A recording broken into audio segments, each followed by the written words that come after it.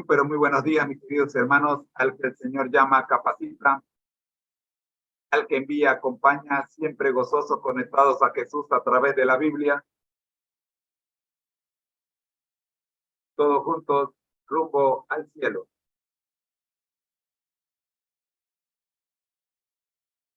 En esta hora vamos a conectarnos con la escuela sabática para nuevos creyentes.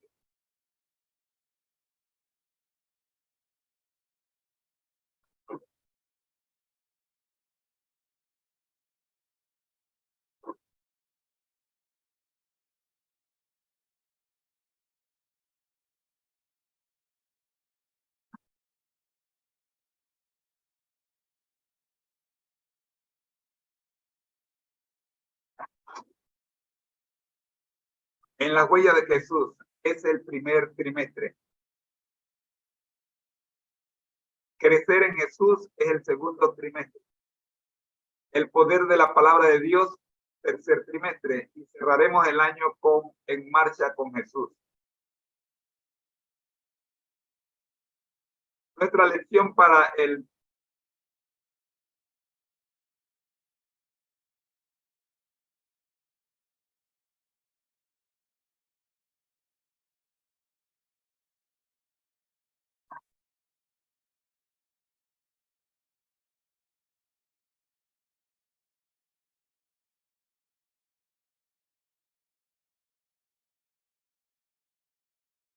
algo está mal.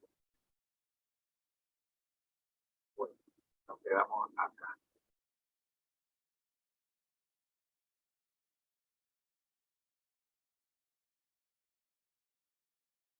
Vamos a tener que quedar aquí. Nuestra lección para esta semana es la lección número 4.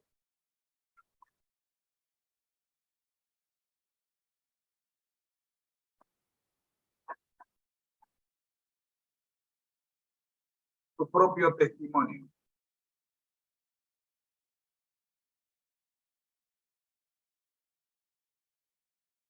Las preguntas a resolver esta semana son: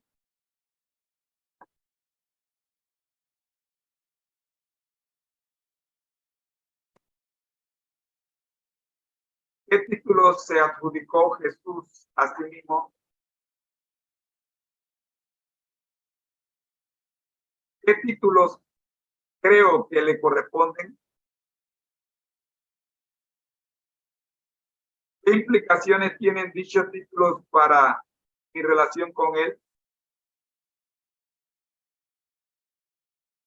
Nuestro versículo para esta semana se encuentra en Filipenses 2, 9 al 11.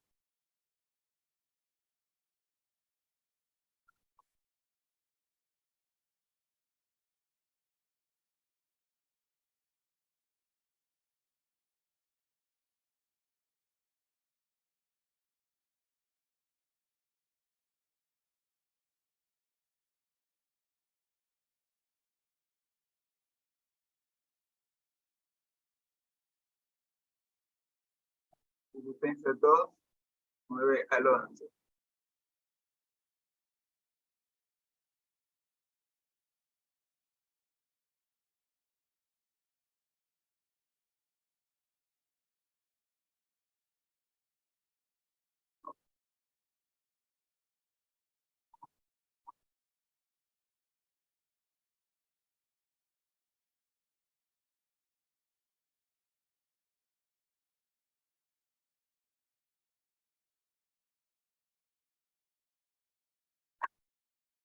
La palabra de Dios se lee en el nombre del Padre, del Hijo y del Espíritu Santo. Amén.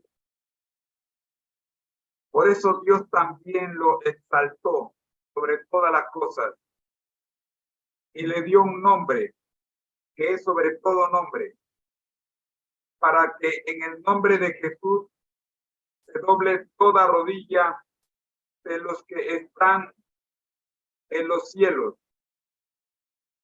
en la tierra y debajo de la tierra, y toda lengua confiese que Jesucristo es el Señor, para gloria de Dios Padre. El concepto clave de esta semana es Señor.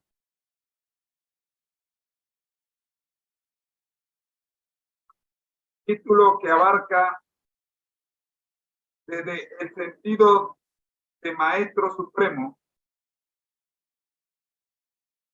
hasta el referirse a cualquier persona como autoridad. Cuando los primeros cristianos utilizaban la expresión Señor para referirse a Jesús, estaban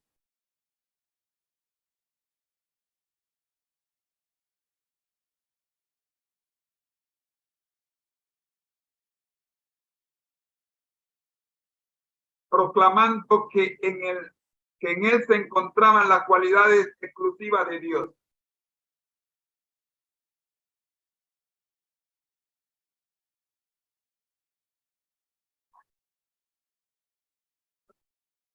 En la traducción en griego del Antiguo Testamento, que se cita en los evangelios y las epístolas, Señor es la forma correspondiente a Jehová o Yahvé, según algunas versiones.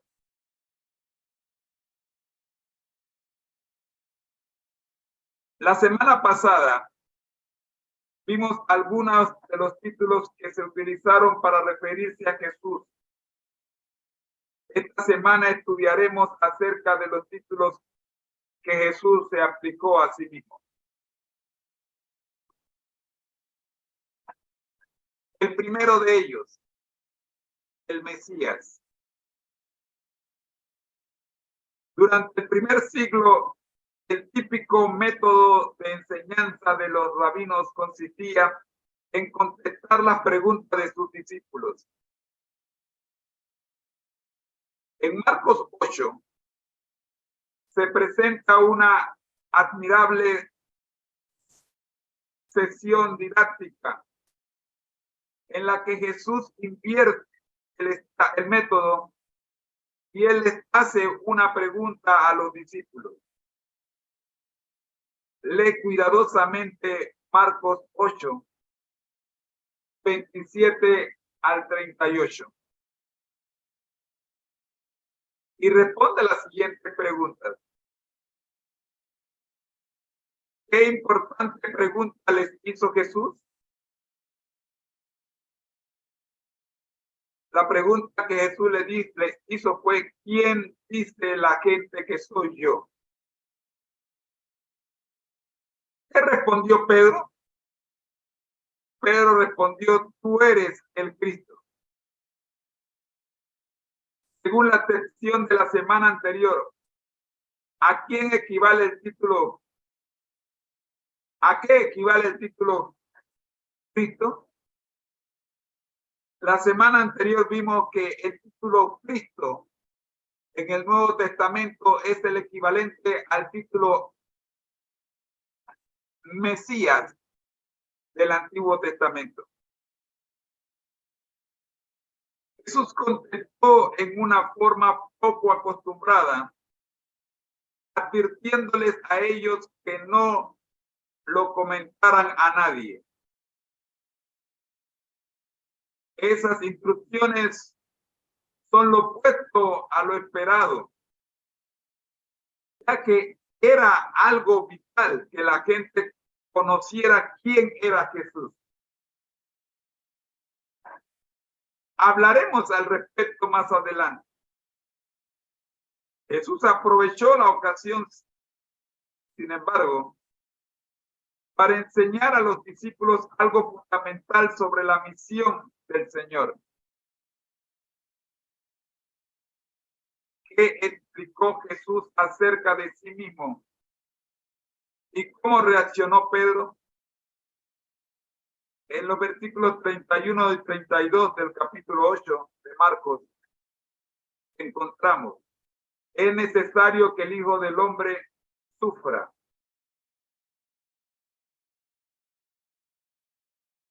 Le tomó aparte y le reprendió. Pedro no deseaba un futuro trágico para su maestro. Su actividad era un reflejo del concepto del Mesías que le habían enseñado.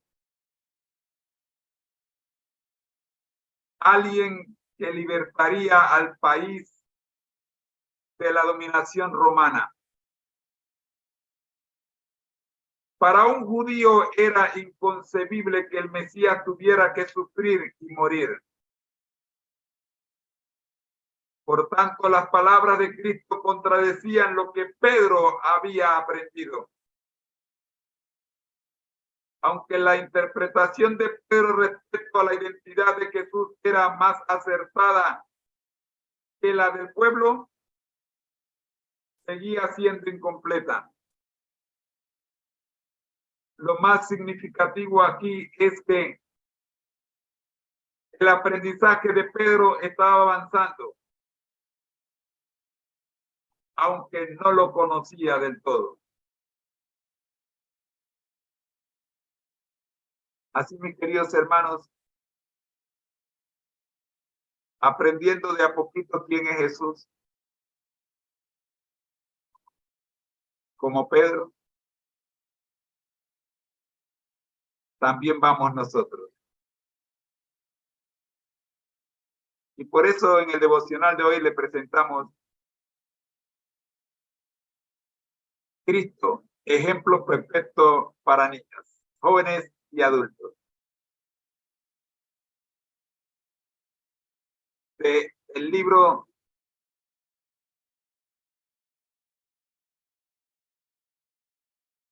Reflejemos a Jesús. Vemos la reflexión del día de hoy.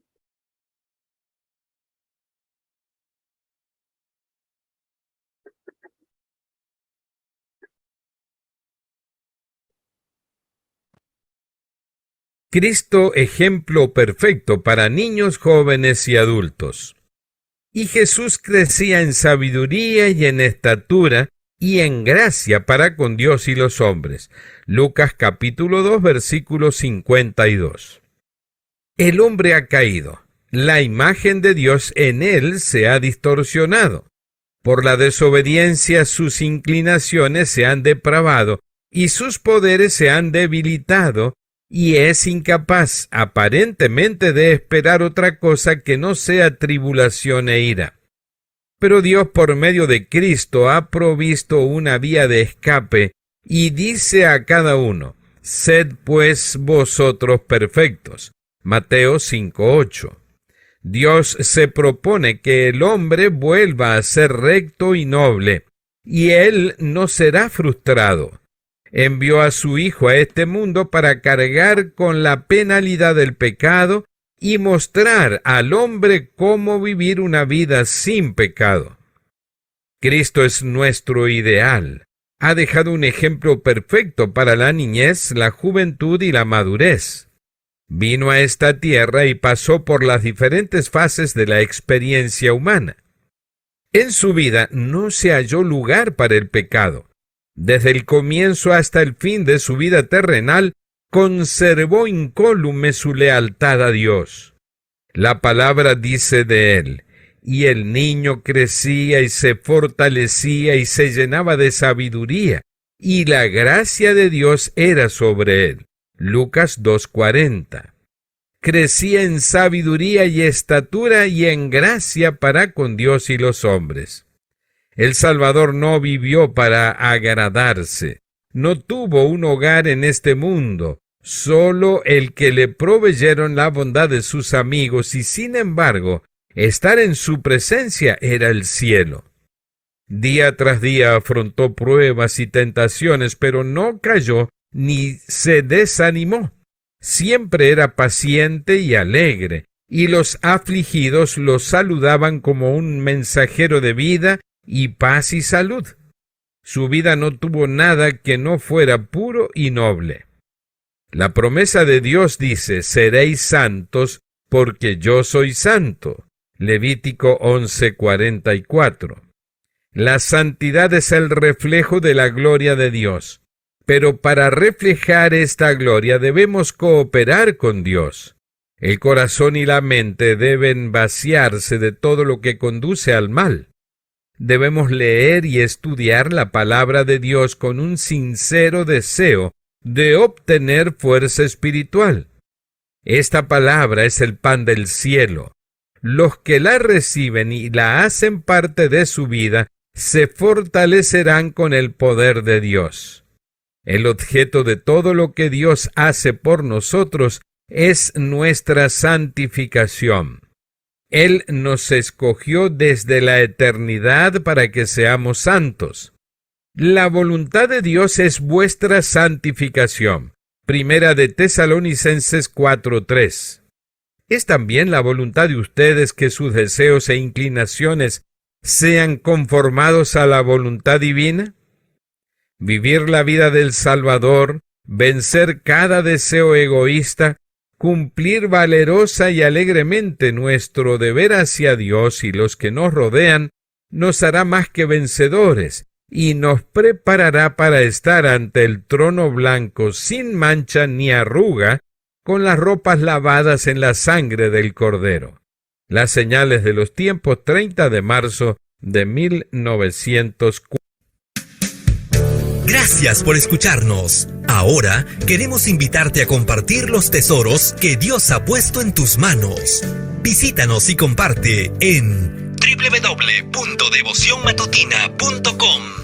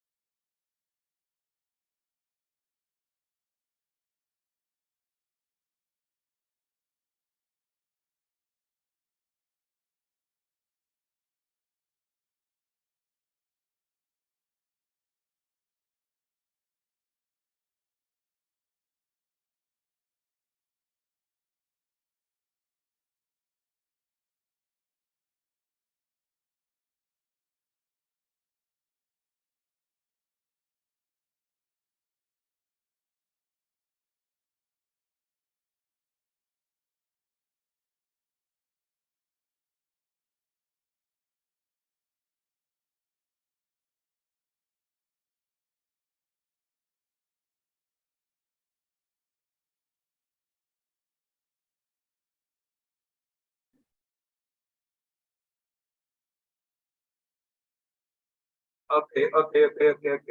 Disculpen. Vamos no sé si qué hacer. Bueno,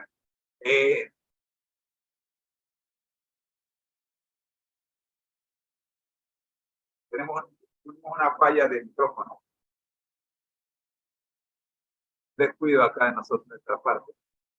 Pero bueno, ya mañana corregiremos este detalle. Vamos entonces con la escuela sabática regular